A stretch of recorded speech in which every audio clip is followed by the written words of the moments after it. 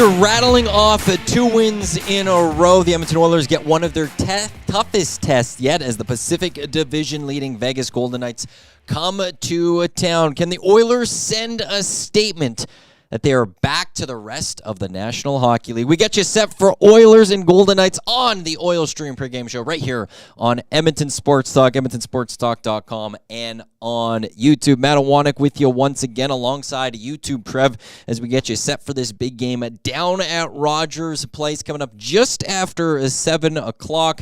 You can join the conversation anytime. You can hit us up in the Parish Jewelers inbox, 780-218-9999, or jump in the nasty chat on YouTube. The Edmonton Oilers are 7-12-1 on the season, while the Vegas Golden Knights, they're 14-15-3. As I mentioned, Oilers on a 2-game winning streak. Last game on Sunday, demolishing the Anaheim Ducks 8-2. Well, the Golden Knights have been struggling in their last 10. They're 3-5-2. 2 straight losses, including last night down in Calgary, falling 2-1. The Edmonton Oilers, they're starting a lineup for tonight's game. It is Connor McDavid in between Nugent Hopkins and Hyman, Draisaitl centering Kane and Brown, McLeod in between Fogle and Ryan, and Hamblin on a fourth line in between Janmark and Ernie. Defensive pairings, it is Nurse with Ceci, Ekholm with Bouchard, and Kulak with Desharnais. As for the Golden Knights, some of the players that they have in their top 6, Jack Eichel with Stevenson and Stone, Carlson in between Barbashev and Marchessault. Defensively, they're led by Heg and Pietrangelo. I don't need to tell the Edmonton Oilers fans about Alex Pietrangelo. We will talk about him later on in this show, no question about it. When it comes to tonight's game, starting in net, Stuart Skinner once again getting the crease for the Edmonton Oilers on the season. He's 6-7-1, an .877 save percentage, a 3.28 goals allowed average, only allowing 2 goals in the game on a Sunday against the Ducks, and had his 1 shutout on Friday. It's unconfirmed who's going to be the starting goalie for the Vegas Golden Knights tonight, but if it is Logan Thompson tonight, like some believe it will be, he's 5-3-1 on the season, a .232 goals allowed average, and .921 save percentage. The question of the night, which we will definitely get to throughout tonight, and when we have our in-game analyst Matt Kassian join us a little bit later for Game Changers for Damon Bunting Remax Elite. Should the Edmonton Oilers be looking for retribution against Alex Pietrangelo for a slash on Leon in the playoffs, or is tonight a game that they need to focus on securing those 2 points? It is a very pivotal game for this Oilers team, as well as this is a time for them to really, as I said in the opening, to make a statement to themselves, to all fans, to the media, and to the rest of hockey that they are indeed back. We'll find out tonight if they are. Like, if they come out and put on a strong performance, get that victory tonight, I think we will have seen the turning point of this season. But if they come out and lay a dud, and they come out and they don't produce, or they produce in a way that we've seen for the majority of the first part of this season, then I think the question marks will immediately fly back on this Edmonton Oilers team of what they are going to accomplish this season. We will catch up with Matt Kassian, as I mentioned, a little bit later. We'll also head inside the Oilers locker room. We'll hear from head coach Chris Knobloch. We'll also hear from Leon Draisaitl and James Hamblin. But right now, I would like to bring in to the show. He's usually behind the camera, but now he's on the camera. It is YouTube Trev. And Trev, how pumped are you for tonight's game for Oilers and Golden Knights, and what's really now the biggest game of the season for this Oilers team? Yeah, I can't wait. It was a long summer, and the last memory I have was the Vegas Golden Knights hoisting the cup and ultimately taking out the Oilers. So this is a huge test. Connor is going to want this one. The boys are going to want this one. I can imagine. Like I was telling Dusty on the pregame or the postgame show after the 8-2 win on Anaheim, like I just love to be a fly on the wall just to see what it's got to be a little different tonight, and it's going to be a huge matchup. I'm expecting, it's been pretty high scoring games the last 2 games for the Oilers, but I can't see that being the case because although Edmonton's going to want this, Vegas is going to want this just as bad. And you got the whole Eichel McDavid, that's always a fun matchup. There's a lot of storylines going into tonight with Pietrangelo as well. So I mean, this is going to be sweet. I cannot wait. Like as a hockey fan, these are the games you can't wait to see. It's easily their biggest test. And it couldn't have come at a better time. Like the Oilers, their 3-game win streak that they had, that was just a write-off. That team that in that 3-game win streak does not look like the team in this last 2 games. They're playing way better. Full 60, full 55. The puck's going in finally. Connor, 2 points in 9 games. He jumped from it was 60th in league scoring to all of a sudden he's in the 15. Yeah, he was ninth. after on Sunday. Yeah, he's 9th right now. He's tied for 9th. So that's just in a 2-game span. So Connor's going to want this one. Expect a big game from him as well as Leon Draisaitl. Those guys are going to lead. They're going to lead this game, and here's hoping it's going to be a good one. I can't wait to see Evander Kane. As long as he plays, I'm worried about him. I feel like he might be the one. If there's anyone that's going to take a dumb penalty, it's going to be him. And so they need to be disciplined. They can't let Vegas get into their heads or anything like that. So and mainly that's you, Evander. So it's going to be a fun game. I cannot wait. This is what it's all about. And all starts in an hour and 30 minutes. So I cannot wait. About there. So now, should the Oilers look at any sort of retribution against Alex Pietrangelo? Should that be something they should be focused on in this one? Or does that have to be thrown out the window in a sense because this Oilers team had such a struggle to start the year? They're now having to make up the ground in the West that they really need these 2 points as opposed to if these 2 teams were the top 2 teams in the Pacific Division coming to tonight, you could almost give this game up in a sense to go make Alex Pietrangelo pay for what he did last playoffs. How would you go about this if you're one of those Oiler players? Yeah, I mean, it's in the past. It's water under the bridge. You can't dwell on it. Obviously, if the play's there to make a solid check on him, for sure, they're going to do that. I don't see why they wouldn't, but aside from going out of their way to that's what I meant by they can't let their emotions run high. They just gotta focus on playing hockey and not letting the Vegas Golden Knights to just toy with them and toy with their emotions and get under their skin.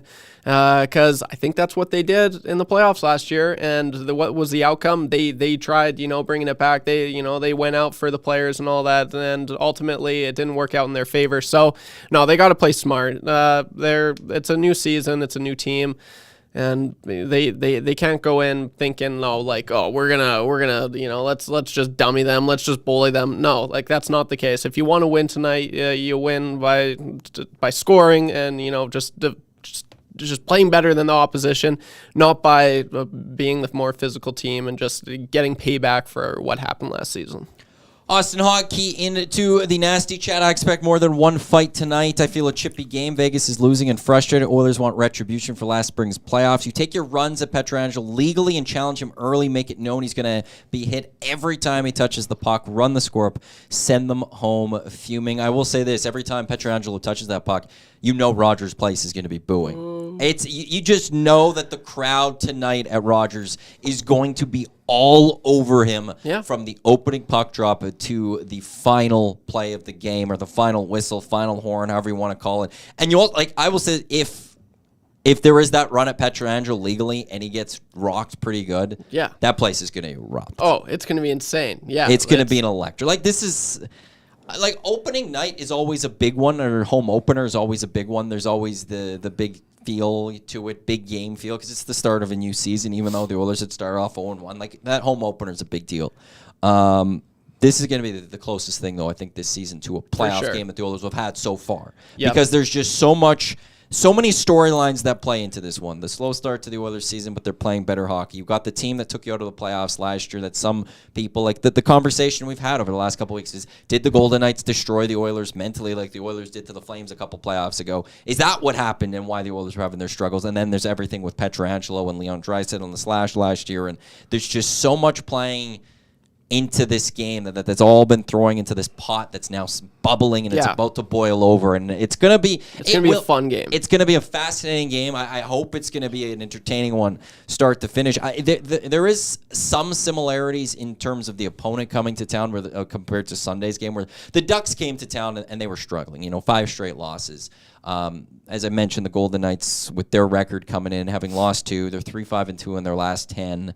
The difference between those two teams, though, is the Golden Knights are a good hockey team. Yeah. And they could quickly snap out of this. Whereas the Anaheim Ducks, we all looked at and went, that they were playing with house money to start this season. We anticipate they'll be good long term. Over the next couple of years, they'll get to being good.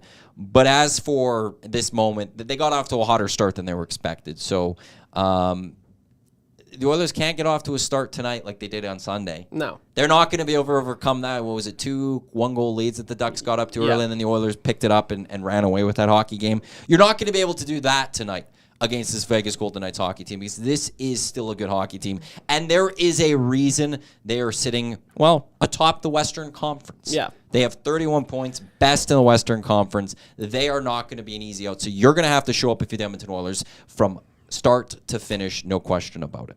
No, I couldn't agree more. And, it all starts with their captain, Mark Stone. Just he's just so complete. He's such a complete player, and I love that he's a Canadian. There's so many things that he does right, and just watching it so closely during the playoffs last year, his just defensive game and then chipping in offensively as well. He does the little things right. He leads by example. He's a great captain, and he's a great voice in the room. So, it all starts with him. And then you got Jack Eichel, who's really starting to find his step in Vegas. It's going to be a great game. You mentioned it earlier, Eichel, McDavid. Does that hold the water for you? Like, is that something that piques you? Like, because to me, until you said that, I completely forgot. Yeah. About their similar draft years and all that. I think it still does for sure. I know Eichel, he wants to put it to rest, and I'm sure McDavid does as well. But as fans, I think 1 and 2, like those stick with you whether you like it or not for the rest of your career.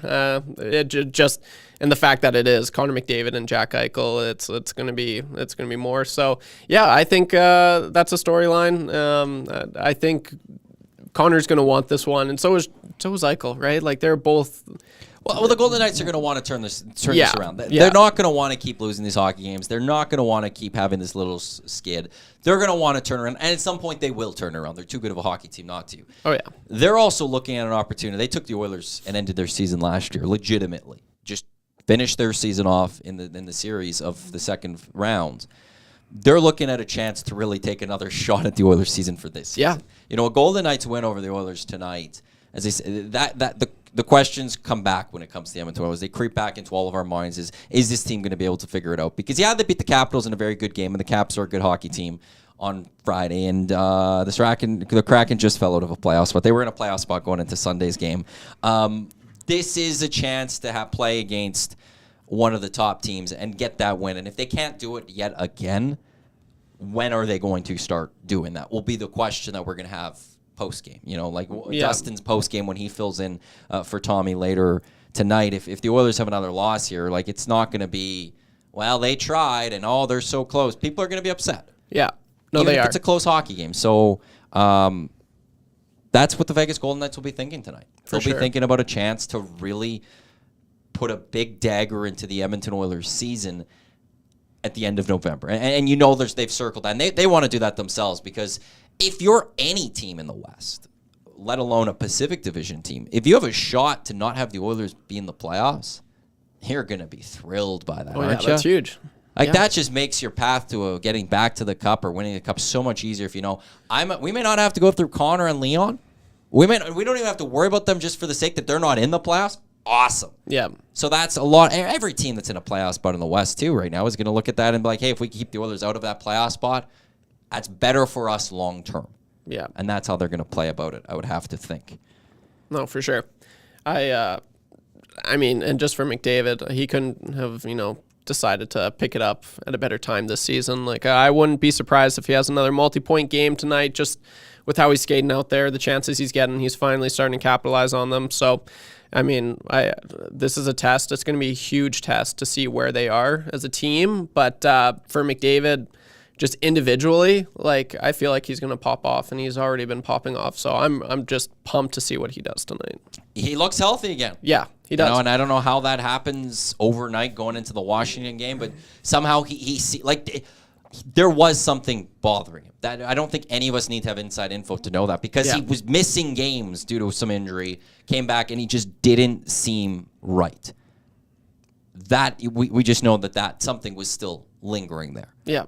But it feels like, for the most part, he's past that. He's over that hill, because he just looks like Connor McDavid. There's no other way to describe the guy. Like, there's very few people that you get to say that. You just have to say their name, and that's how you describe them. And Connor McDavid's being Connor McDavid again. Yeah. He went from having 14 points in his last 13 games to having 9 points in his last 2 games. So, and part of that maybe is they took on the Ducks, and he had that big 5-point game. But still, anyone else go score 5 goals or 5 points. It's very difficult to do. It's not easy. For those that are just tuning in, by the way, Tommy Gazzola not here again tonight. He won't be here Thursday. He's wrapping up season 4 of Bozone Live, the hunting show that he hosts, even though he's not a hunter, but he has a lot of fun with it. So he's doing that tonight. So I've got the pregame show tonight, and I'll have the pregame show, the Oil Stream pregame show, once again on Thursdays. We'll get you set for the Winnipeg Jets game. And postgame tonight and Thursday will be Dustin Nielsen filling in. Let's jump into the Paris Jewelers inbox, 780-218-9999. Norman, a Combine texting in. There will be nothing in terms of retribution towards Alex Pietrangelo unless it's a blowout. And I'll say blow it either way. If we're talking about a third period where a team's up 4 goals and we get into the final 10 minutes of that game, I would think that Bruce Cassidy's might not play Pietrangelo much in that time. Like, maybe lesser minutes, get other guys going, but also because then try to not cause a lot happening. But then at that point, I could see the Oilers trying to get something done. This texter, without adding their name, have they sent one in with their name prior? No, they have not. Run it up. Fill them in. So just wants the Oilers to absolutely dominate. This first-time texter, Taylor from Indiana. Well, thanks for tuning in, Taylor. He's got the area code that I don't recognize, so I'm assuming that is Indiana. Oilers 3-2 in overtime. I think they win. They got to take advantage of Vegas coming off an L against Calgary. Vegas may be down on themselves right now. Got to not regress to their soft poke checks and keep their feet moving and use their speed, and they will pop off. I will say the Oilers facing a Golden Knights team that lost yesterday is not as good of a thing as had the Golden Knights won yesterday. If I'm taking on a team on the back end of a back-to-back, one that you're happy with. You get the team that's a little more tired. Their legs have been used up a little bit the night before. But I'd rather them have won, because now you kind of feel like that they'd come in feeling good. And, if we get points, great. But if things aren't going that way, we got our points yesterday. When you lose 2 points already, you're going to be more hungry. So the Oilers are going to get a more hungry Vegas Golden Knights team. And for me, that's something. If there's a result yesterday, like Calgary won, which sucks because Calgary winning it always sucks because screw Calgary. But the flip side is they didn't, they kind of poked the bear as now the Vegas Golden Knights come to Rogers Place. That's the way I look at it, at least. Yeah, no, it's always nicer when you said it. They're going to be hungry. They're going to want this one even more than they already do. So, my inbox is a Jasmine's text in, but our Wi-Fi is a little slow. Maybe I'll have to quickly throw it on my phone. As I'm loading it, it didn't load properly, so I want to make sure I get the Jasmine's text here. Also in the nasty chat, Penner's Pancake saying, I look dressed up tonight. It's just you're looking good, buddy. Well, it's my normal wear. It's just a regular business black casual shirt with a salmon-colored shirt underneath. It's nothing too extravagant. And the hair's been looking good. Here's the thing with that is I'm not going to do my hair in the mornings when I have to do the morning show. Yeah, I found that trick out pretty early, pretty quick. You don't take that extra time. You take the extra sleep when you're coming in for 5:20 or whatever it is. You know, so that's where you get me in my hoodie and you get me in the hat the entire time. If you ever tune into Edmonton Sports Talk on the YouTube and you don't see me having my hat on, 95% of the time, it's because I didn't work the morning show. There's a 5% of the time something is happening that day where I need to have my hair done. There was day one I had my hair done. There was one other day where we had something happening. I don't know if someone was coming in. Yeah, I think I had Trey Ford and Gavin Cobb of the Elks coming in. I don't know if I wore a hat that day. That's a big day. Yeah, so if you ever see me without the hat on, I didn't do the morning show. If you see me with the hat on, very good chances doing the morning show. Maybe there's the occasional day I'll still throw the hat on. So thank you to Trev for now starting to learn how to do the morning show. Yeah, no, that's all good. I'm having a lot of fun with it. Jasmine's text finally got to it. I think this game means more to them than any game this season. Hold on to your seats. Any game so far this season. And I don't know if Jasmine's talking about the Golden Knights or the Oilers. I would say for both teams, maybe I haven't looked at the Golden Knights schedule this season and who they've played. I would feel like for both teams right now that could hold a lot of water. That this is the most important game thus far of the season for both teams. Again, the Golden Knights struggling a little bit, trying to turn their season around. And as we talked about, trying to put a little bit of a dagger into the Oilers' season. Whereas the Oilers, like, you get a victory tonight against the Vegas Golden Knights. How confident is this group at that point? Like, inside that locker room, how good do you feel when you're climbing back up, but you took down the Pacific Division champs, the Golden Knights. You're on a 3-game win streak. The earlier win streak that they did have right after Chris Knobloch took over as the head coach and Jay Woodcroft got fired, it wasn't a confidence. Like, they didn't look confident. Like, I don't think anyone was inspired by that. Like, you look at that Seattle Kraken game on the Wednesday. They won because they played a good 4 minutes at the end of the game. But they played poor hockey for 56 minutes prior to that, you know? But right now, they look confident through 2 games. And you then go out against the Golden Knights, which would then be your first real signature win of the season. That group's got to feel good that they're going to creep back into the playoffs. I won't have the stats, so I'll have to do the math here quickly. But, okay, the Calgary Flames right now sit in the last wild card spot. They're on pace for 78 points this season. That's not a lot. And they're sitting in a wild card spot at this moment. That's like, there is a big discrepancy in the Western Conference right now between the good teams and everyone else. That to get it, like, it's typically a wild card, I think we look at like 92 points or something. We're talking about right now, again, the Calgary Flames are on pace for 78, and they sit in the last wild card spot. If I go with games in hand, even a win percentage, I guess the Preds would be the next team. They're on pace for 82 points. 82 points. If that's it. That's the window. Like, it's not like a year where, okay, that's very surprising. the Canucks, Kings, and Golden Knights catching them in the Pacific Division, that's a tough hill to climb for the Edmonton Oilers right now. They're going to have to play unbelievable hockey since last Friday through the end of the season if they're going to want to catch that top 3. But to get a wild card spot right now, like, that's a 5-game difference if we're talking 92 points to 82 points. It's not like there's a lot of great hockey teams sitting above the Oilers and in that playoff spot. So you get that win against the Golden Knights tonight, you're looking at all those teams, the Ducks, the Coyotes, the Preds, the Kraken, and the Flames, and going, we're better than all of them. Yeah, we spotted them a bunch of points early, but we'll make that ground no problem. And I think that's why, like, tonight, yeah, it is a very important game, and a game that's probably, as Jasmine put it, means the most so far this season. 100% agree with Jasmine on that one. 780-218-9999 is the Paris Jewelers inbox. You could also jump in to the nasty chat. Last night was the worst result for the Oilers, with Flames and Vegas picking up points.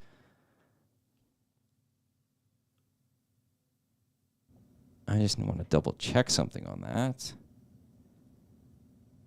It was a good game. I watched a little bit of it. Did you? Yeah, it was not bad at all.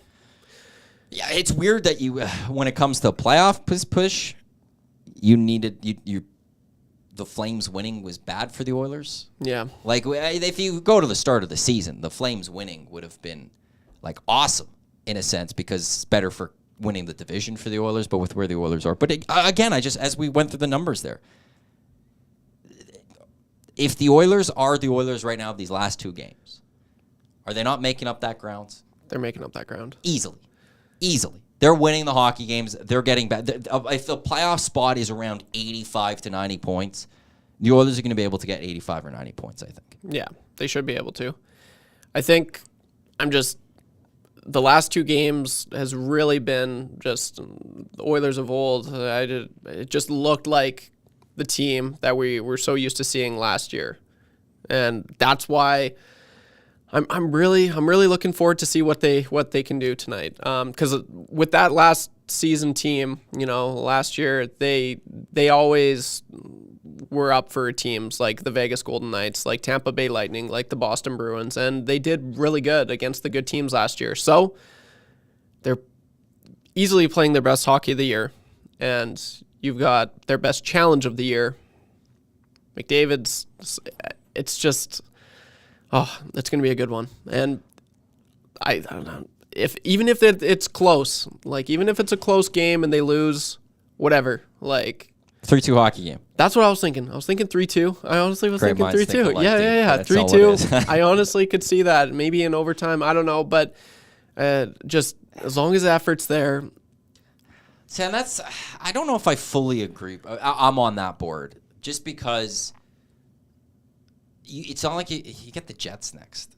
Yeah. And the Jets are a good hockey team right now, too. They're buzzing, Kyle. And it's like you just put so much more emphasis on having to now get those 2 points. Yeah. Right? Because otherwise it's very easy you drop these two. I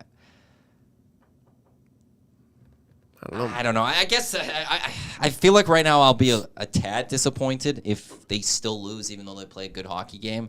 But I think by the time 60 minutes is over, if that's the case, I think I'll probably be on your side in the end if I watch that. Yeah. Just because this team can't afford to give up points, No, they can't. I do also see, like, I guess in the end it'd be, how do they perform on Thursday? Yeah. Like, they would need the 2 points 100%. If they play a really good game tonight but lose and they go beat the Jets on Thursday, I'll be able to stomach looking back on tonight's game. But if they ultimately then go lose to the Jets, then I'll just be like, okay, well, it's the same old Oilers from this season. What And are we doing here? exactly. Yeah. Now, a win's a win, and then everyone's going to be happy with a win. Like, who's going to be upset about a win? Yeah. It's just that simple. Feeling the win tonight. I really am. Contender do. I think that's how it is with the T-E capitalized, so tight end. Sorry, that's in the nasty chat if I'm getting your name completely bungled there. Matt, I took the beginning of the season hard. A win would be awesome, but if it's a loss, it won't hurt me anymore. I've checked out emotionally until they get back to 500. That's a fair way of doing it. Lower the bar now for the season. Everyone's got out a lot of anger through the first month and a half of the season, 2 months of the season. I don't think a lot of people have a lot of anger left. You might as well just kick your feet up and enjoy the hockey. And if they lose, okay, you've kind of come to terms a little bit with it. But if they get back to 500, then you could get back to being fully invested again and bringing the emotions all in. But I don't think a lot of people in oil country have a lot left in them anger-wise. Like, there's been a lot of anger thrown out there. They're so done. It's like you get past the anger, and then you're just like, it hits you. You're just like, oh, what am I doing anymore? I don't even care. Jerry Mancini saying, holy crap, YouTube Trev looks like Skinner with that stash. And give that update there, a little bit of a stash update. The Oilers win the next two. You're continuing that well into December. I'm just going to say that right now. Absolutely. Because it's not like I'm saying that as someone that works here at Edmonton Sports Talk telling you after that work-wise. Oiler fans are going to get upset if all of a sudden, like, the Oilers win the next two and you shave that on December 1st. So. Yeah, no, this is Stan. I'm liking the comments. Keep them coming. We're going to get something, like some curls going pretty soon here. This is just, not even 4 weeks, so we're just getting started. Tomorrow's 4 weeks. Tomorrow. Because November 1st was a Wednesday. So, jeepers. 4 weeks tomorrow. So yeah. Very, very close. This is the Oil Stream pregame show. Matt Iwanyk, YouTube, Trev with you here. Oilers taking on the Golden Knights just after 7 o'clock down at Rogers Place. Coming up in about 15 minutes time or so. I caught up with him a little bit earlier because he's going to the game, but we'll catch up with our in-game analyst, Matt Kassian, and get the game changers for you on that. And later in this hour, we'll hear from the head coach of the Edmonton Oilers. That is Chris Knobloch. We'll hear from James Hamblin as well. And momentarily, I think we'll get to Leon Draisaitl first, as he spoke to the media earlier. Again, your thoughts always welcome. 780-218-9999. That is the Paris Jewelers inbox, or you can jump into the nasty chat. Their question of the night, once again, being, should the Oilers look at retribution against Alex Pietrangelo for a slash on Leon back in the playoffs, or is the 2 points just way too important that the Oilers need to focus on that? I think the majority of people right now are thinking you got to secure those 2 points. The Oilers are not in position to give up those 2 points. But if there is an opportunity to maybe get something later, whether it's because of a blowout or something, you go make it known to Alex Pietrangelo and the Golden Knights. The one texter who was saying the worst result for the Oilers last night was Flames in Vegas picking up points, adding that most years wild card is 95 points-ish. Oilers are lucky that the division gap is in their favor. Wild card full seasons in 2022, Seattle was 100 points. Jets were 95 in 21. Dallas was 98. The Preds were 97 in 2018. So obviously taking out the COVID years in that, and that's why full seasons. Dallas was 93. The Avs at 90. So you're looking 90 points has been kind of the lowest of the last few years for a wild card spot. But the pace everyone else is on isn't that great either. So,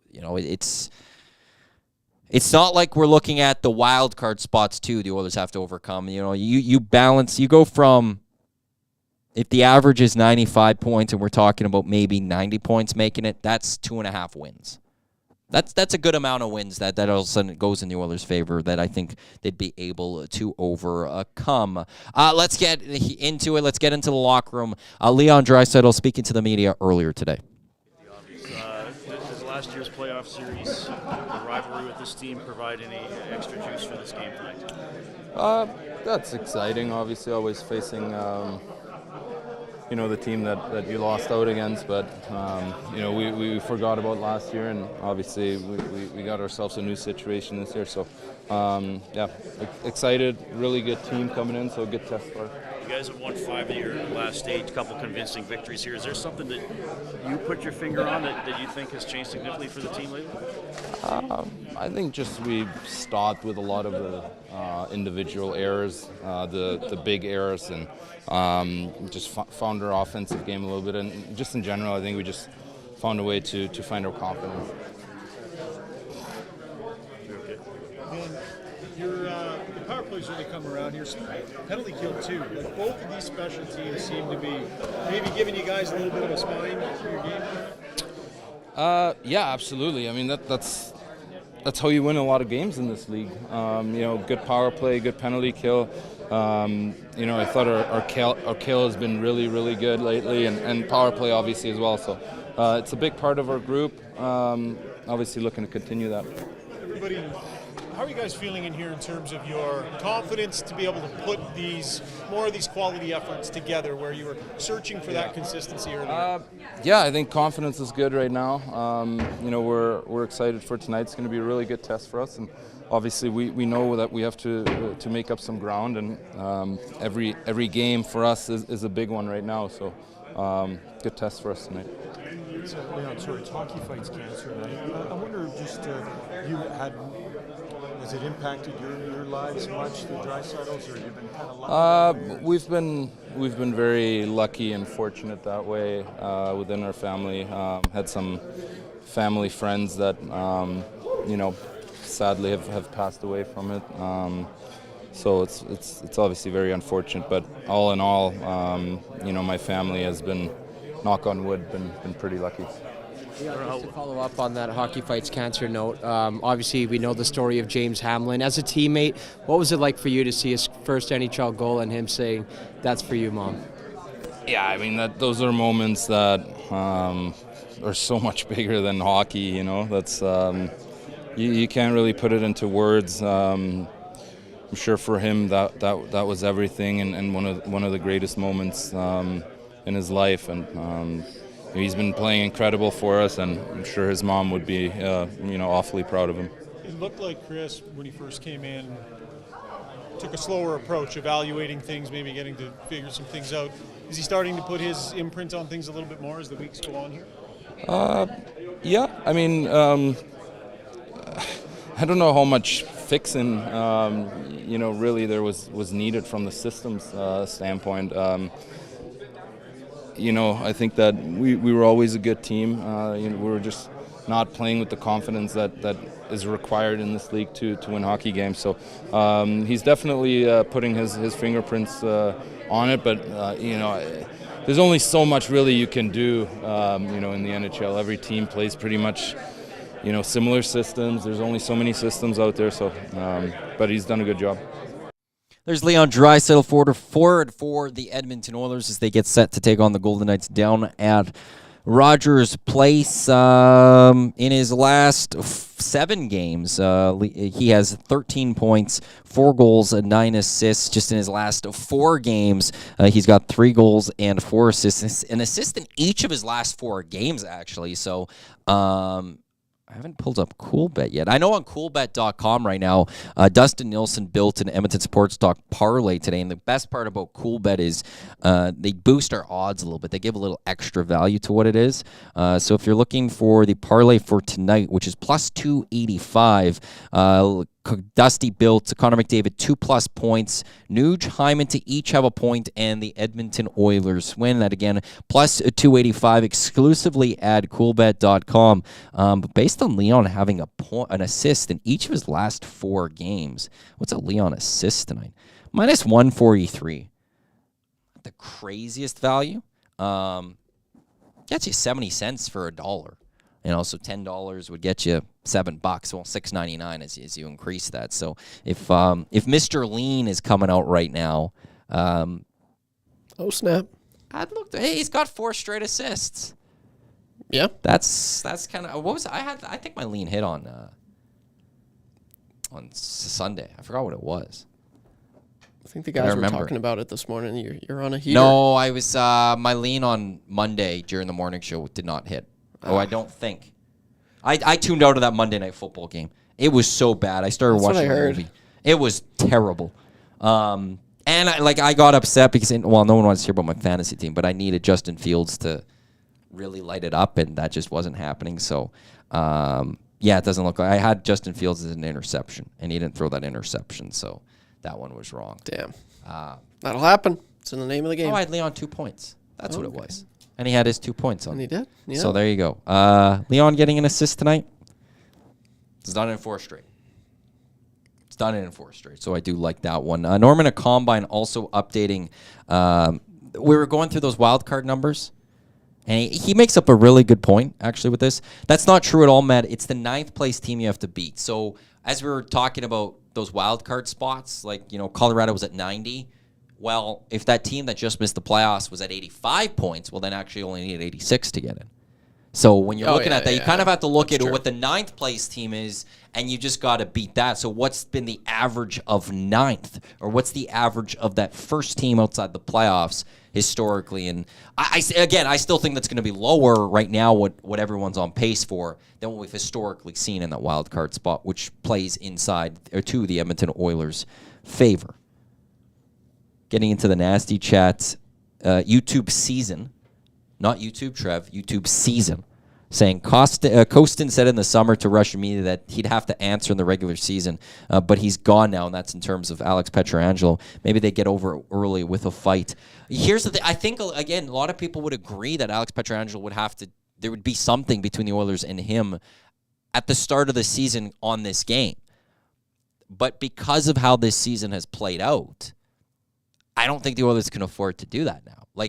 No one predicted the Oilers to be in this spot.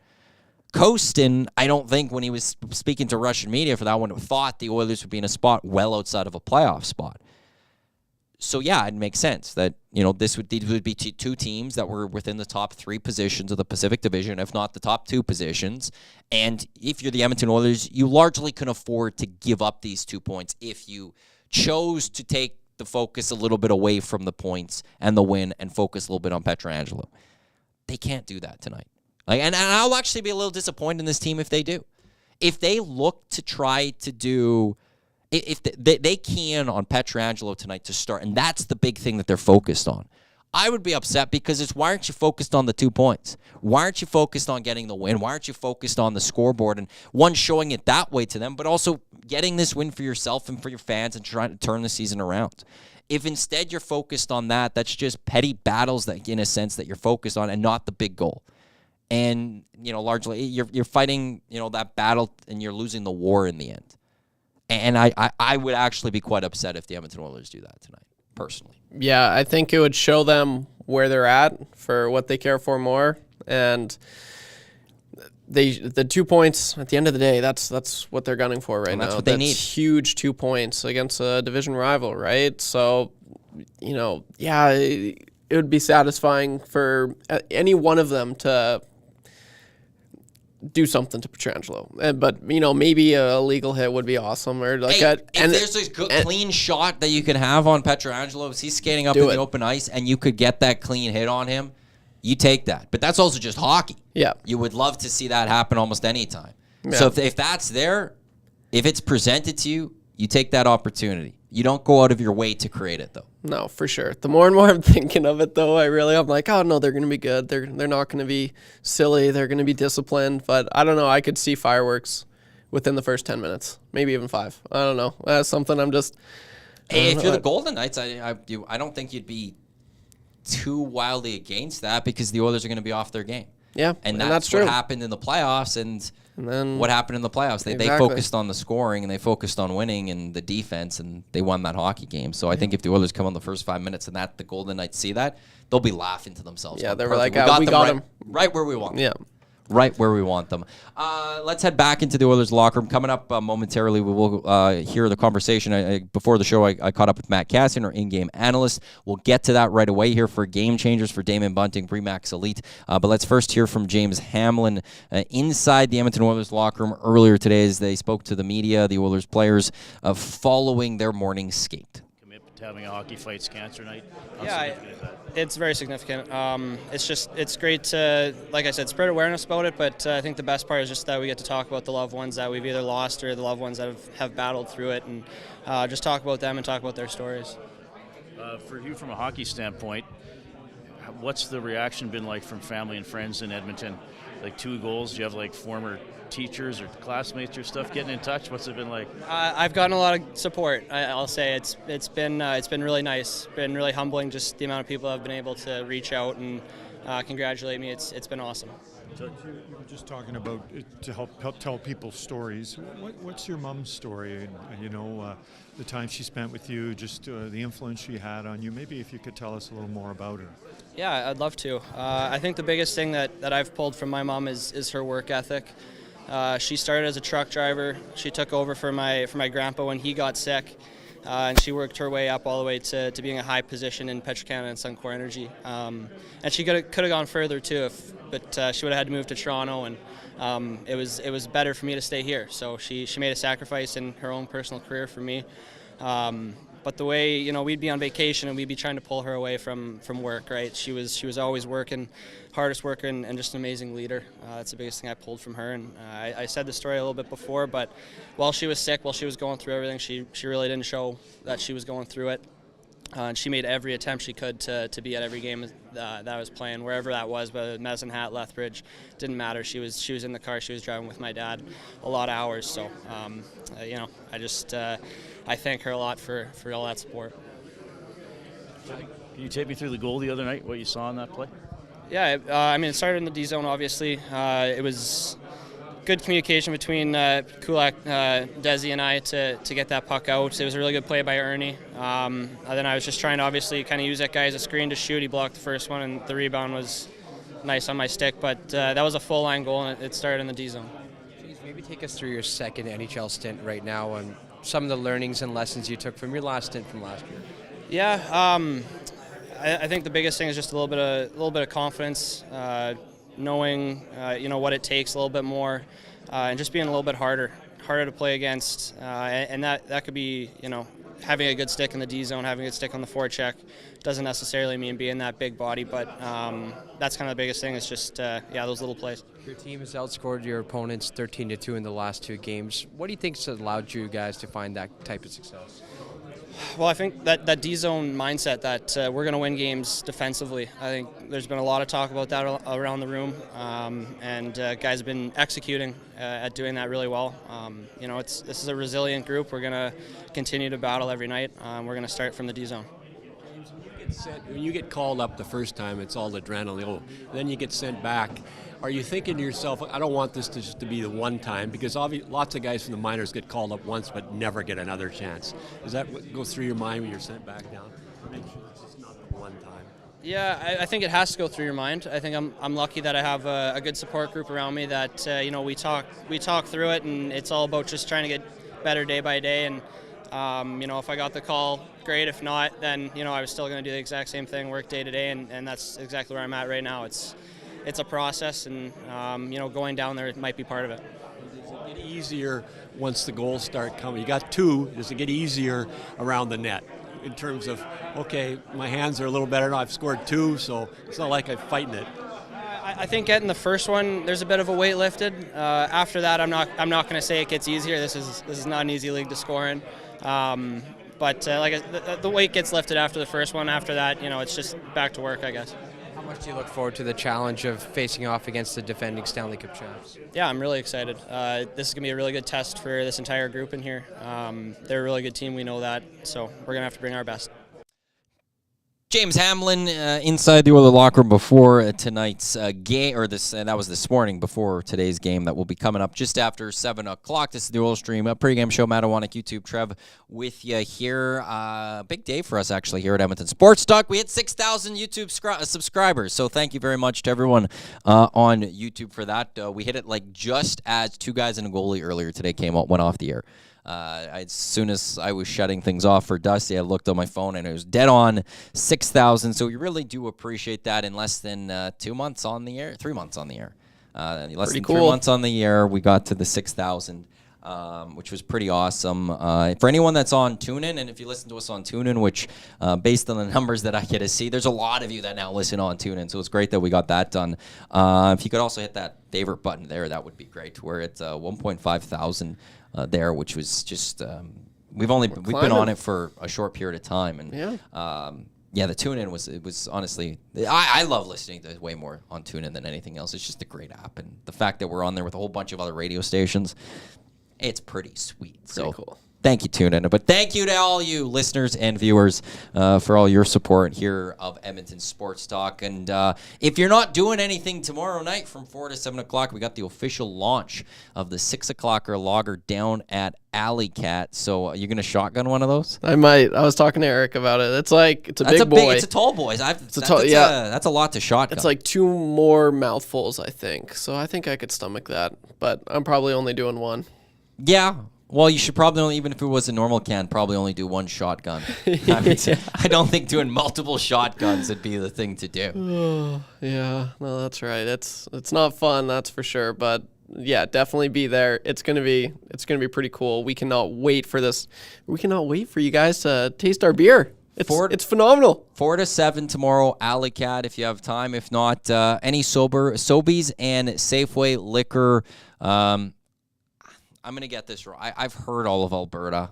I'm just going to go at least for all of Edmonton and various locations around Alberta, but I think it might be all of Alberta. No, I Scott. think that's what Scott said. On Friday, Scott said all Alberta. That's a lot of stores, though. That is a lot of stores, but when we're going to be all over Calgary. Yeah. Which is kind of that's crazy. That back home, down south, that's going to be great if I'm just happen to be seeing my family anytime soon. And I'm like, hey, that's my beer. Or that's our beer. That comes out, it's supposed to be Thursday.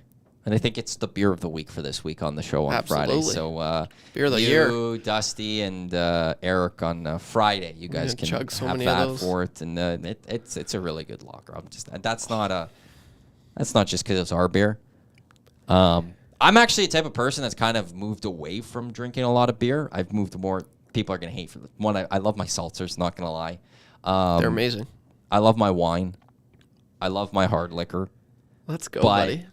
So I've kind of shifted a little bit away from the beers, but that lager on Friday was delicious, and I'll be drinking that. If there's something that gets me back into the beer game, it's gonna be the 6 o'clocker lager, just straight up.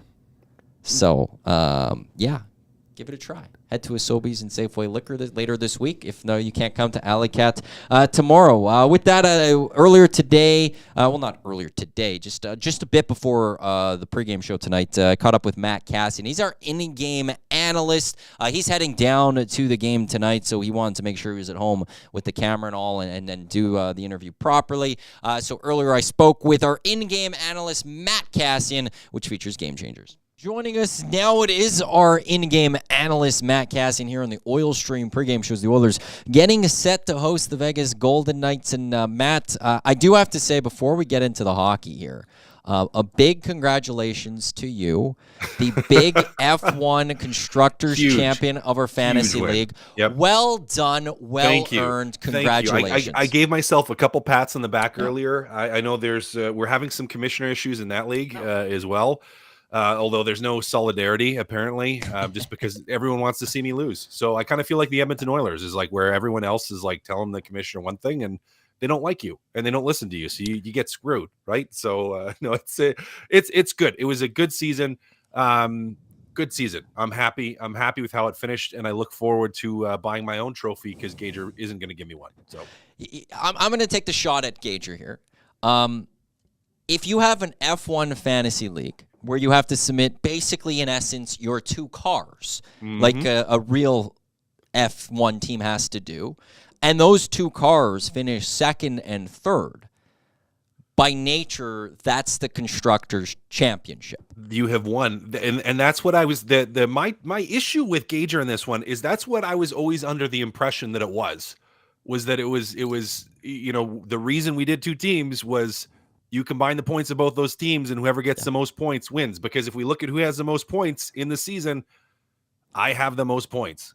So if Max wins the F1 title this year, but Lewis Hamilton and George Russell finish 2nd and 3rd, Mercedes is the Constructors' champion. So I don't know what Gager's doing. This guy now claims to be this F1 expert, but he's trying to screw you, Cass, and I won't stand for it. I completely agree. Well, thank you. I appreciate your support. It's you were 100% right. I'll tell you this, actually.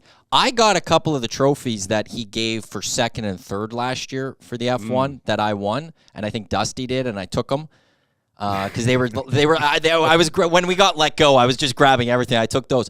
I'm going to rename one of those the Constructors' Championship, and next time I see you, I'm giving it to you. If beautiful. Gager doesn't want to, I will do it just for you. I am somewhat of a free agent commissioner right now, so I'm happy to award that to you. You know what? And if I'm able to get everyone to put up a vote for the new F1 commissioner, because it has to renew every year. It's a year-by-year contract basis. I think I will be nominating yourself as commissioner because I feel like you're reasonable and fair and make wise decisions. So, so far through 2 pregame shows, we're taking over Gager's F1 league and we're launching our own draft league. So I love this. I love it. We'll see what happens on Thursday. Great. Tonight, big Oiler game as the Vegas Golden Knights come to town. This is a very pivotal game. Like, there's no other way to put this, is there? Yep. No, incredibly pivotal. And I know there's been a lot, and a lot of people that are like, well, the Golden Knights are slumping this and that, and you should win and expect to win. But the Golden Knights are still a good team. I don't care how much they've been slumping. They're still a very good team. They're still a first-place team, and they're a team in your division. And they're the team that knocked you out of the playoffs last year, and they're the team that won the Stanley Cup. So it is a huge game and a huge test. The Oilers, although they played well the last 2, which is fantastic to see, we love to see it, they haven't beaten a top-tier team yet. And I don't care if that top-tier team isn't playing their best hockey or is slumping or has had their challenges. They're still one of the best teams in the league, and you have to beat those teams. And the rest of the way, the Oilers are going to have to find ways to beat not only the Vegas Golden Knights, but other top-tier teams as well. So it's an absolutely massive one. Absolutely massive. Does this go back to like what you were kind of saying a little bit with the game on Sunday ahead of the Ducks, was that Ducks team was reeling. I think they had 5 straight losses going into that game on Sunday. And when you have that team, when you sense the blood in the water, you got to attack. Is that the same type of thing here with the Golden Knights, where while they aren't playing well, like that is your time to really strike against the Golden Knights? Well, I think mentally it helps. The thing is I don't think, and if we look at the Golden Knights comments, and we'll talk about that in Game Changers, I don't think for as much as we want to look at the Golden Knights and say this group is really reeling because they haven't been scoring as many goals, I don't think they're reeling. Now they've had it's a bump in the road for them for sure. They've had challenges for sure, but they're not like lost and don't have an identity and don't know what to do with themselves. And I think it's a little bit different for the Vegas Golden Knights in knowing, especially coming off a Stanley Cup win, where they know the quality of team that they have. And I think the difference between the Golden Knights and the Ducks is with the Ducks, it's a team that was overachieving and is just trying to hold on, and then they hit the skids. Where Vegas is like, well, no, we want to be one of the best teams in the league, and we realize that there are ups and downs in the season. So I think, from an overall vulnerability standpoint, let's put it that way, I think Anaheim was way more vulnerable than Vegas is. Like the easy thing is to look at Vegas losing a couple games and not scoring goals and saying, oh, they're really, really vulnerable. I don't think they are. I don't think they are. I think you're going to see a very, very good, very motivated, if anything, more motivated because they haven't been playing well and they know what's on the line for the Edmonton Oilers. You are going to see a very motivated, very good, very fast-paced Vegas team tonight, and you have to be ready for them. You absolutely have to be ready. You can't sit and think, you know what, they're down and we're just going to kind of show up. Like you know, is there blood in the water? Sure. But it's the blood of a great white. Like you know, you're not going to find like a little minnow here that's bleeding and like limping along. It's like, yeah, it's a shark that just got in a fight and got nicked up a little bit, but they'll still bite you in half if you're not ready for them. Let's now just actually get into Game Changers here, which is brought to you by Damon Bunting, RE/MAX Elite. Damon Bunting, a consistent top-producing realtor in Greater Edmonton, and he is among the top RE/MAX realtors. He and his team would love to help you find that right home or make the move from your current home, community-driven. He understands what it takes to make a difference in our city. Check him out, DamonBunting.com, or visit his Instagram at Damon Bunting Real Estate. Let's get to Game Changer number 1. Game changer number 1 is got no finish, as in the Vegas Golden Knights right now got no finish. One of the things that had plagued Edmonton when they were going through, and maybe arguably still are going through their struggles, although it seems that they have turned the corner on this, is finishing their grade A chances. They have not been scoring goals the last number of games. It's really been a struggle for them. With that being said, they're still getting the opportunities. If we look at that Calgary game, and head coach of the Golden Knights, Bruce Cassidy, said this, is you had Jack Eichel had a shorthanded breakaway, didn't score on it. Barbashev had a breakaway, didn't score on it. Nick Roy was alone in front of the net twice, didn't score on those. Another 2-on-1 for Jack Eichel, didn't go in the net. And then another backdoor play pass from Jonathan Marsh or so that didn't go in. So they had a plethora of these opportunities that they worked for, and the puck didn't go in. Now, Edmonton, if you give up, like, Maddie, if I sit and told you, you know, the Edmonton Oilers if the Edmonton Oilers give up a shorthanded breakaway, another breakaway, you know, 2 guys left alone in front, another 2-on-1, and then a backdoor play, do you think the Oilers win a hockey game? Not a chance. Not a chance. So for again, all we're talking about how little the Vegas Golden Knights have scored, they're still producing opportunities. And to me, if they're producing them at that rate, it's just a matter of time before those pucks start to go in. So you just can't give them up to begin with. Now, Edmonton has been doing a better job of it, which has been great to see the last 2 games. They've limited the turnovers, they've limited odd man rushes against, but that has to continue. That has to absolutely continue, because if you're expecting Vegas to come in here and not be trying to bear down on their chances and just to whiff on pucks and to not score opportunities, that's the wrong kind of mindset. So again, you know, for all that Vegas hasn't been scoring, still an incredibly dangerous team, and limiting those danger chances against is just an absolute must. Matt Iwanyk, Matt Kassian with you here on the Oil Stream pregame show. This is Game Changers, presented by Damon Bunting, RE/MAX Elite. Before we get to the next is number 2 for Game Changers, they do lose to the Flames last night, the Golden Knights. If you're the Edmonton Oilers, do you prefer to have a team that had played the night before having lost, or is it better that they maybe, if that team gets the win coming into it's that better second. If they win. Yeah. 100%. It's better if they win, because, you know, if the game doesn't go their way early on, they're kind of like, oh, we had back-to-backs and we're 1-1 on the road. And most teams and most players would tell you, if we have back-to-back games and on the road and we win one of them and we lose the other one, or get an OT point, like, we're okay with that. We're happy with that. Like, it's maybe not happy, you're not ecstatic, but you're certainly not beating yourself up over it. But if you have back-to-back games and you're like, well, we only got 1 point in the next game, and then you lose the next one, I mean, going 0-1-1 is compared to going like 1-1 or 1-0-1 is a huge mentality difference. So for me, it's like, I want the team that I'm playing against to have won the night before, and maybe win in overtime, make it a late one, make the travel a little bit longer. But certainly it's almost, and even from a standing standpoint for Edmonton, I mean, I would have been watching that game, and I was, I guess, last night, saying, like, I want Calgary to lose this in regulation, not only for Vegas playing us, but just from an overall standing standpoint. It's actually kind of wild to think that we're getting ready for this game, and it's the Oilers are hoping for a Flames win the night before because they're chasing the Flames in the standing, as opposed to hoping for a Flames win because the Oilers are chasing the Golden Knights for a division. Like, just how this whole season has flipped. And what we would have expected at the start of this year to what's happening now, it's just so backwards. Let's get to game changer number 2. Lumberjacks abound. Dusty brought this up a little bit. Someone asked us on Two Guys and a Goalie this afternoon, why aren't you guys talking about Pietrangelo and Retribution? Well, I was like, well, I'm going to talk about Alex Pietrangelo and playing. We all remember the slash. Yep. We all remember the slash. The Edmonton Oilers all remember the slash. I would wager that maybe the team talks about it a little bit and says, hey, if you get a chance to hit him clean. But we can't take any penalties. The penalty kill has finally started to produce or protect a little bit better, but we've still been taking too many penalties. We can't keep putting ourselves in the position of being a man down. And to do it for something that happened in the playoffs last year, you cannot go out of your way to try to get retribution or retaliation or revenge, however you want to call it, against Pietrangelo for that. I mean, you want to frustrate him. If you get a chance to hit him clean, sure, hit him clean. Do what you can. Run him through the wall. But from an overall standpoint, we need that passion directed into winning a hockey game because, as you mentioned, as we have talked about and the entire city or Edmonton Oilers fandom has talked about, this team is in the process of trying to turn this around, and taking unnecessary penalties at inopportune times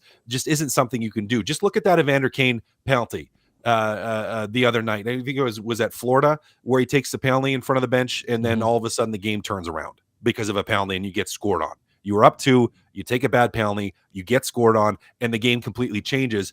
And I would hate to see that happen tonight. So do I hope someone takes a good run at Pietrangelo? Absolutely, for sure. Do I hope that they do it at the right time? Like if the Oilers are up 5 goals, well, sure, do it then.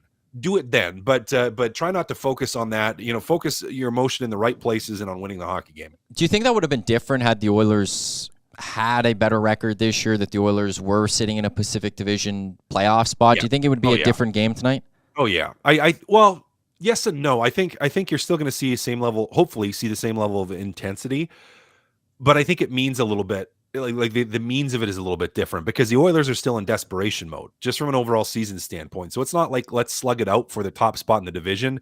And if I run a guy and take an extra penalty and we lose, so be it. I took a run at a guy that we wanted to stick it to a little bit, but you can't have that mentality now just because of your record. And I think emotionally, it still hopefully is an emotionally charged game, at least for the Edmonton Oilers. Again, trying to turn your season around, trying to play one of the best teams in the league, and playing against a team that not only won the cup, but they knocked you out of the playoffs last year in a manner that you don't like, with things like the slash and the suspension and everything that happened in that series. So it's it has the makings of a very emotional game. I just hope that it's the properly directed emotion.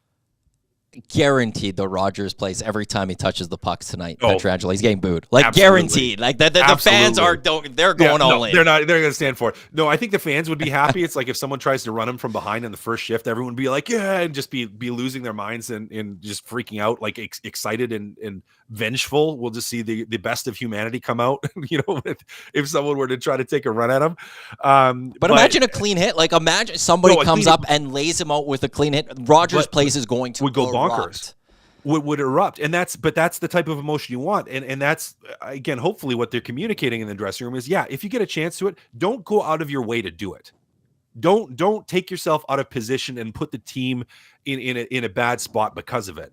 Now, if you're the first forechecker and it's not a hit from behind, but you have a chance to paste them and run them through the wall, knowing that you have 4 guys behind you and you're not giving up an odd man rush, yeah, try to run them through the wall. Finish your hits on them when they're there.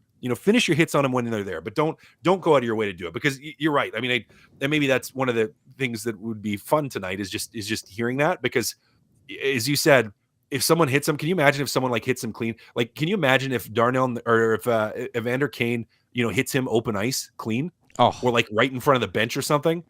The place would go absolutely bonkers. That's one of those complete momentum swings. Unless the Golden Knights try to drop the gloves right there or whatever. But the Oilers are getting the puck and it's going the other way, and there's something that's going to happen from that because of the energy that's going to create in that game. Absolutely. And if you're one of the Oilers' energy guys, and if let's say you are losing or Vegas is playing really well and you're struggling or trying to find that momentum and find your game a little bit, I mean, then if you get an opportunity to run them, then maybe you do it. Then maybe you do it because of that, knowing that it would just bring, even just from a building standpoint, that emotion and bring that emotion back to the bench. And I don't think it matters if you let's say it wouldn't matter to me. And I don't think to the team, like if you ran Pietrangelo and leveled them and then someone comes to fight you, I mean, it doesn't matter how you do in the fight. You could get beat to a pulp and everyone's just going to still be fired up because of it. So yeah, I mean, you want to be able to utilize that emotion and recognize momentum. You just can't be stupid doing it. You have to do it smart and give your team the best chance of winning the hockey game you can. Oil Stream pregame show. Oilers, Golden Knights coming up just after 7 o'clock down at Rogers Place. Iwanyk, Matt Kassian with you here on Game Changers for Damon Bunting Remax Elite. Let's get to Game Changer number 3. Check your pulse. We've already been talking about this a little bit, but you have to check your pulse in this game. It's like the heart rate should be up a little bit. You should know what's on the line, and you need to make sure that those emotions, because I think they'll be there, and I think they're going to be there for the fans too. I fully anticipate that there is going to be a little bit of a buzz in the crowd tonight. Maybe a little bit better than we've seen the last number of games or really all season since they've been struggling for so long, where the momentum shifts are going to be more palpable. And you feel that on the bench. You feel that on the bench, and you can feel those momentum swings and channeling that emotion into a good place. Again, in playing simple, hard, gritty hockey. And I'm not saying, dump and chase. That's not the Oilers game. That shouldn't be their game. But playing your game as hard as you can, making it as difficult as you can for the Vegas Golden Knights, super, super important tonight. I think that energy will be there. I think the players will feel it. I think we're going to feel it even in warmups, as long as no one gets hit in the face with another puck.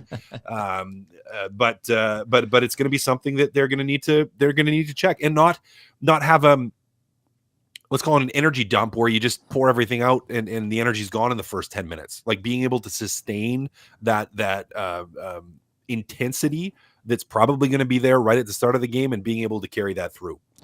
That was Game Changers for Damon Bunting, Remax Elite. For the Oilers, they've put together... Oh, I think I got the wrong... Yeah, there we go. It took you off the screen for a second there. For the Edmonton Oilers, they've put together 2 pretty good performances back-to-back. Their best game of the season against the Capitals, obviously the dominating win against the Ducks on Sunday. Is it a little as simple as looking at that and just going, look at what Connor McDavid's doing and producing? Like, he looked like it was Connor McDavid again as of Friday, and somehow he got healthy or something. But is that as simple as, Connor's being Connor again and the Oilers are finding success? I think that's a huge part of it. I mean, if the best player in the world is all of a sudden playing like the best player in the world, I mean, that goes a long way for everybody in the lineup, not just for him. I would say, because me and Tommy talked about it multiple times, where I think it has actually been a slower process where Connor, we've seen Connor start to build. Now they still weren't winning, but he started to have more dominance in his game, like where he would control just 1 or 2 shifts more a game. It almost felt like where you just right after the injury, he'd have like a shift where he'd do something, and then you kind of really wouldn't see it for a while. And then you maybe have another shift where he was explosive, but just wasn't as explosive as he was before. But over time, we've seen more and more and more instances of that inside of a games to where now, I mean, we saw him absolutely dominant against Washington and dominant against Anaheim. And I mean, I don't want to say that that's the only reason they're winning, because it's not. They've cleaned up in front of their net. They've had a couple saves. They're not giving up as many on-man rushes. But the driver of a lot of that is you're going to give up less when the other team is really worried about Connor McDavid with the puck on his stick. The other teams have to play a little bit more defensively. And not only that, because he's so dangerous, well, you're just going to have the puck more when he's dominant. You're just going to have more possession time. You're going to have more offensive zone time. You're going to have more rush chances where the puck isn't lost at the opposition blue line. So, is it the only thing that has been improved that has made the difference? Well, no, but is it one of the big ones? I think absolutely. Well, Matt, I know you're off to the game, so enjoy that. And Dusty will be speaking with you post-game, and I'll work on him as well to let them all know that you are the Constructors champion for this season. Thank you. And I've been thinking about getting some shirts made, and if I do that, I would love to give you one. Love to have you a part of that. And you know what? Maybe we can collaborate. Yeah, moving forward for what we need in F1. So it's just good. It feels good to be the champion. The real champion. Just even if you need some votes in the league, you got one in me. Absolutely. Basically, you've got 2 votes. Just think of it that way. 2. We got 2. No, I appreciate it. Thank you. Thanks, Matt. We'll talk with you on Thursday. Sounds good. Was Matt Kassian. Spoke with him earlier, just before the show, as he's headed down to the game. He will be back with the post-game show with Dustin Nielsen later tonight. As that was happening, some news from the Edmonton Oilers. Zach Hyman won't be playing tonight. He's out due to an illness. The Edmonton Oilers are on the ice right now for pregame warm-ups. The line, so what's going to happen here is McDavid is staying with Nugent Hopkins, and Janmark is joining the top line. So McDavid in between Nugent Hopkins and Janmark. Draisaitl in between Kane and Brown. McLeod centering Fogle and Ryan. So the second and third line staying the same. And then on the fourth line, it's Hamblin in between Ernie and Gagne is going to draw in tonight. So Sam Gagne goes to the fourth line. Matthias Janmark will go into the top line in place of Zach Hyman, who's out with an illness. It is that time of year. Hearing a lot of people who are getting sick or battling something. So I guess it's hit Zach Hyman. One, you hope he gets back to health as quickly as possible. Two, you also hope that it doesn't spread within that locker room, and you're dealing with a few games where the Edmonton Oilers are having a little bit of the cold go through, if that's what the illness is or whatever the illness might be. The good news for the Oilers, even if that does occur, they do have a break after the Jets game. But yeah, defensively, nothing changing there.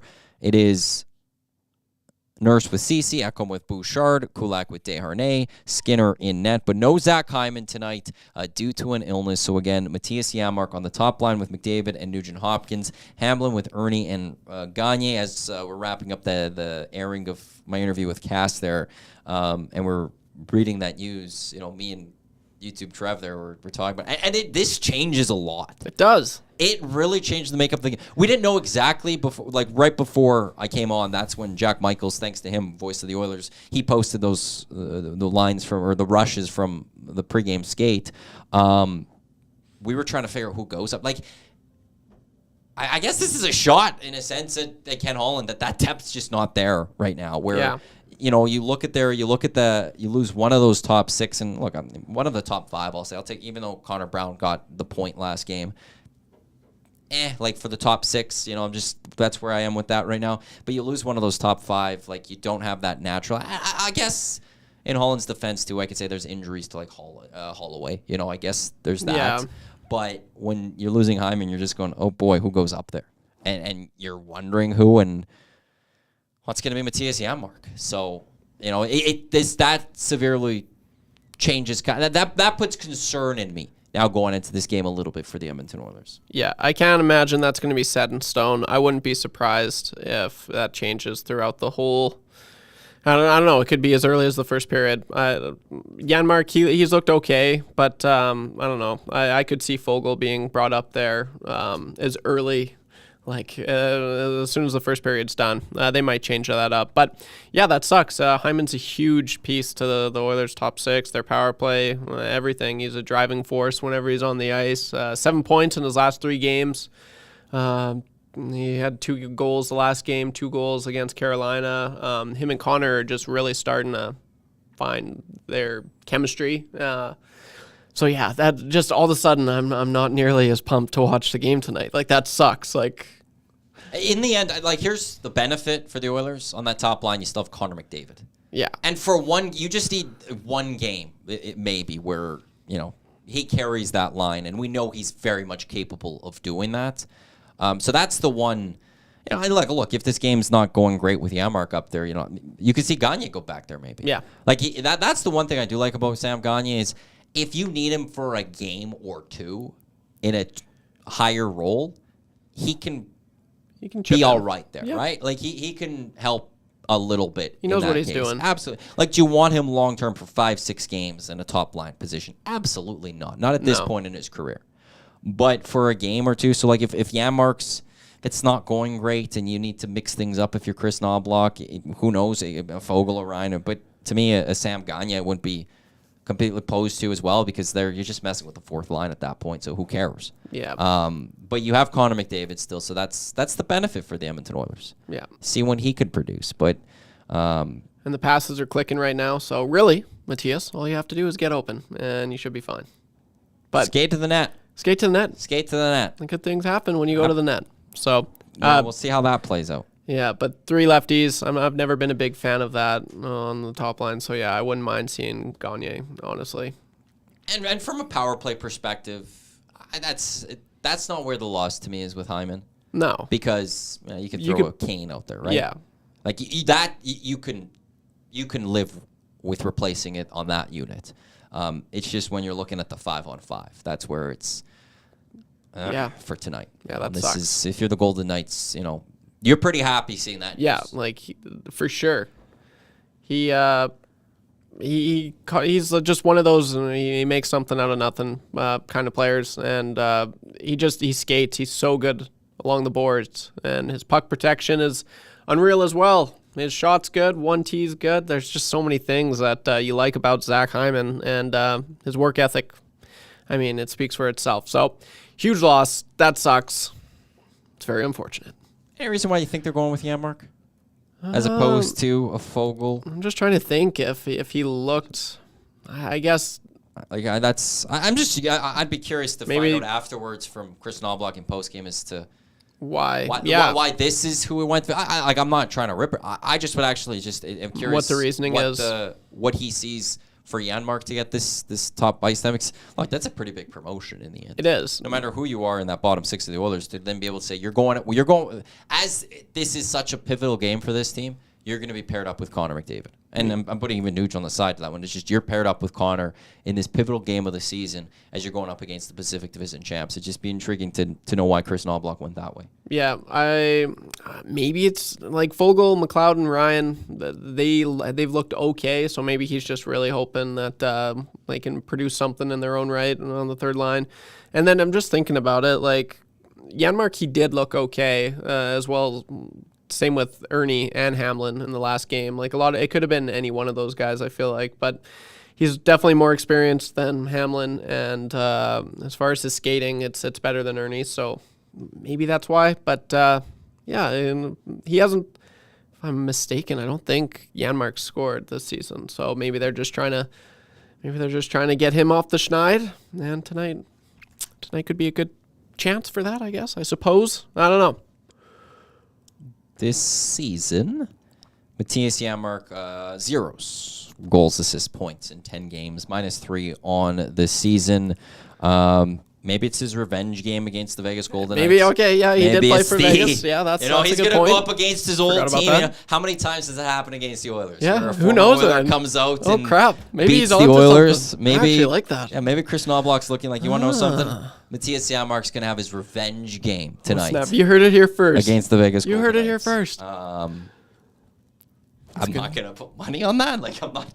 It's going to happen. The Edmonton Sports Talk parlay's out the window. I think that's That's too bad because I was gunning for that. I think it was really going to crush it. But what's a Matthias Janmark point right now?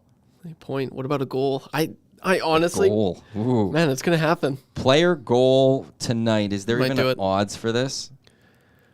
Matthias Janmark's plus 740. Plus 740 for a goal tonight. So if you're, I believe they call that a sprinkle. That's not a sprinkle. $20 ain't no sprinkle, but a little sprinkle there. If you want a point from him, he's not listed on the points, so you can't go that way. But if you would like to, if you go to CoolBet, you still have a little bit of time, and you go for the goals, plus 740. So for those that aren't fully into gambling or anything, $1 wins you 740. So by that nature, $5 wins you $37. Not bad.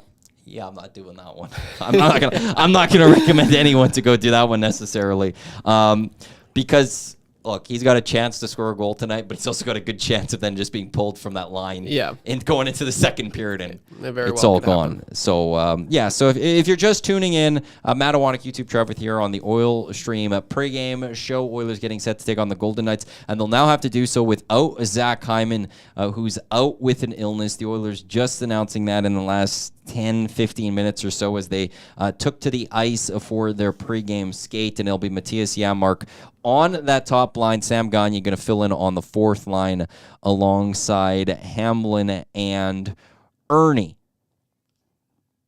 780-218-9999 is the Parish Jewelers inbox, where you can get in touch with us that way, or you can also jump into the Nasty Chat on YouTube. We just got a few more minutes left in the pregame show before we send you off to go watch this hockey game, whether you're doing it at home or whether you're still driving downtown to go watch this game.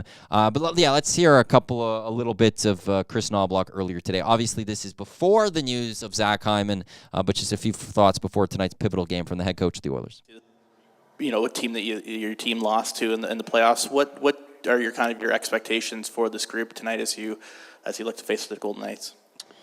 I think it's going to be an emotional game. Obviously, the past, what happened last year in the playoffs, and I think what's going on with our team right now, kind of hoping that we're at a turning point.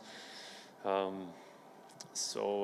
think there's so much for our team to play, and I don't think, obviously the excitement of playing a good hockey team against such as Vegas is a good challenge for us, and I think we'll be excited for it.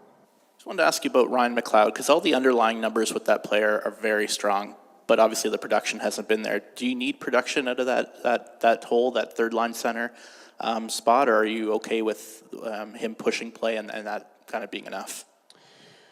I know the production will come eventually, as long as they're playing the right way and pushing the pace and spending time in the offensive zone. The fact that he's shooting at 0% is over this many games, it's not going to continue. They are going to go in. As for his lines game, I've been very happy with it for the most part, and I just hopefully they can continue going to the crashing into the net, throwing pucks there. Anytime the puck's in the defenseman's hands, they should be anticipating that puck going to the net, doing those little things. And I think for the most part they've been doing that. As for do I need them scoring regularly? No, but they do need to be chipping occasionally. But I have no doubt that it will come, because I see a lot of good things from those three. When you look at a guy like that, Chris, who's obviously got lots of speed, we see it. Would you like him to take a few more pucks to the net? Like, that's where the majority goals are, right? And a lot of times, they're giving him that angle, so he takes it wide, but it ends up going behind the net. Do you need to see him attack the net a bit more? Yeah, I would like him to attack the net a little bit more. If he's got to step on a guy, then take it there, because often it's not your shot that's going to go in, but it's mostly the rebounds, because you take it to the net, the puck's going to be laying there, and so many guys are concerned with the first guy who takes that puck to the net. It's the secondary guys coming in later that get rewarded with scoring the goals.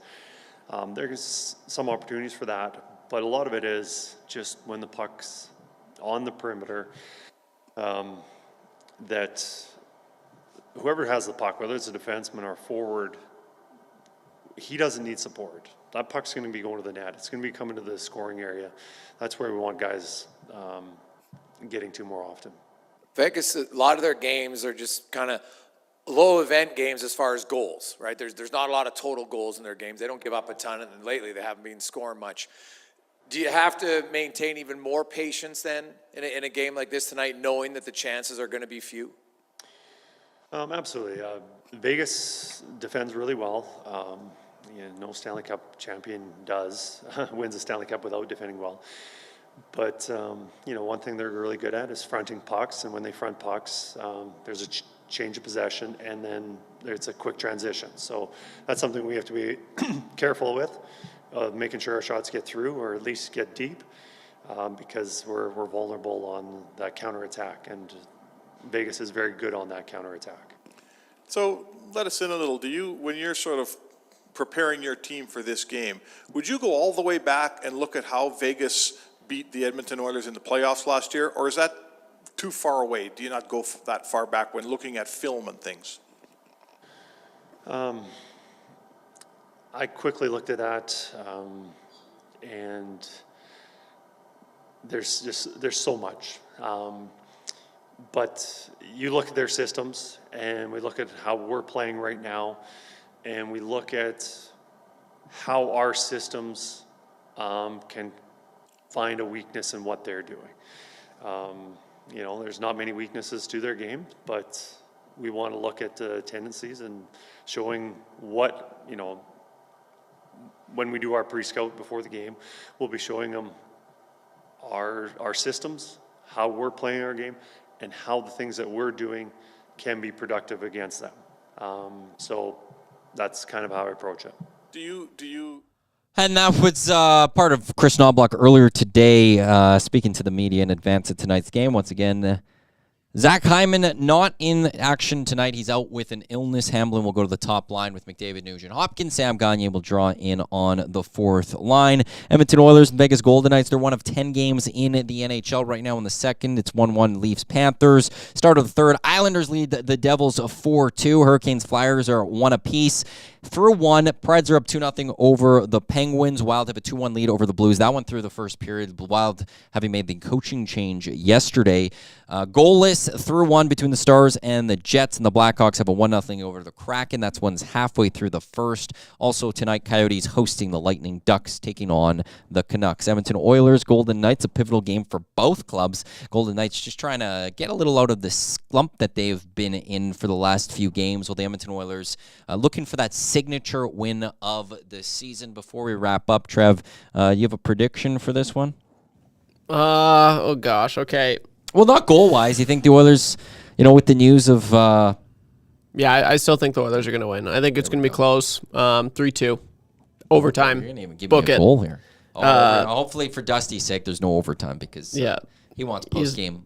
He doesn't want that little extra post-game. No, he's tired. Dustin Nilsson will be doing the Oil Stream post-game show. Later tonight, Cass will be by YouTube, Trev, so be sure to tune back in for that. I'm back with the pregame show on Thursday as well for one last time before Tommy gets back into the host chair next week. I'd like to thank everyone for tuning in, whether you did so on EdmontonSportsTalk.com, whether you did on TuneIn, or if you have another way to listen to us, or if you were watching on YouTube. We greatly appreciate you spending some time with us in advance of this Edmonton Oilers game. On behalf of YouTube, Trev, who did great work today, as always, I'm Matt Iwanyk. Thanks for tuning in to the Oil Stream pregame show. Enjoy the hockey game. And once it's over, be sure to come back for the Oil Stream postgame show with Dusty and YouTube, Trev.